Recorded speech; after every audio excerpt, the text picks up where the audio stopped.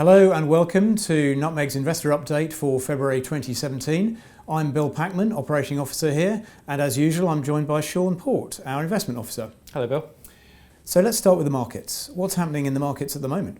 Well, last year markets were quite euphoric, expecting lots of business-friendly initiatives coming from the Trump administration. So far in the new year, in the last sort of 2 weeks, we've had a number of executive orders which haven't really made the markets that excited. If anything, a bit disappointed with what's been coming from the new administration. And not surprisingly, global markets have been a bit more soggy, and we've seen some losses in some assets. So assets that tend to be safe havens like gold have done well, about a 5% return, but other assets haven't done so well.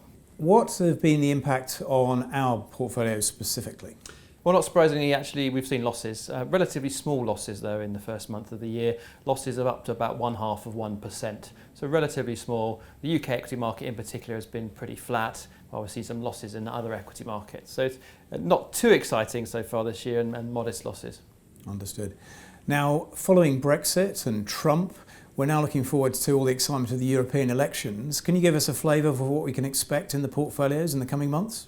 Yes, well, we've been watching the European elections quite closely. There's quite a big, heavy timetable of different countries having big elections this year. In particular, the French elections are upcoming, so we're paying a lot of attention to that. Markets are starting to be a bit more concerned about political risk in Europe, and you'll see that reflected in European equities and to a larger extent in bonds. But actually we have a very low weighting in European equities because of this risk, and we don't think it will really affect broader asset markets in the US or in the UK, for example. Can you share what changes you're specifically making to our portfolios in response to this? Well, we're watching the US situation quite closely. I think at some point we may be taking some exposure out of the US, but we're not quite at that point yet. In the UK here, we've added back in small and mid-sized companies into our UK exposure. You may remember back in February last year, we removed all UK small and mid-cap companies from portfolios, primarily because of Brexit risk, but also because they look too expensive to us relative to other small companies out in the rest of the world.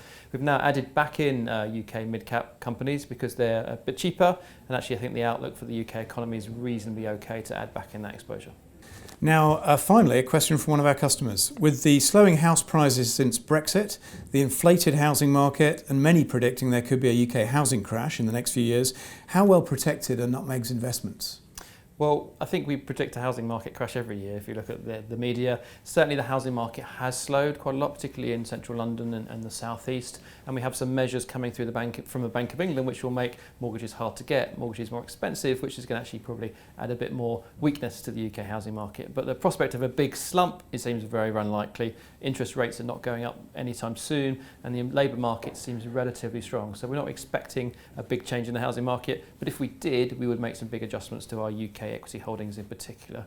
But as always, we think on a global basis, and we're looking for global returns rather than being very much UK specific. Wonderful. Thank you, Shaun. Thank you, Bill. And that's a wrap for our February update. We do look forward to your questions, so do send them through to the Nutmeg team, and we will look forward to seeing you next month.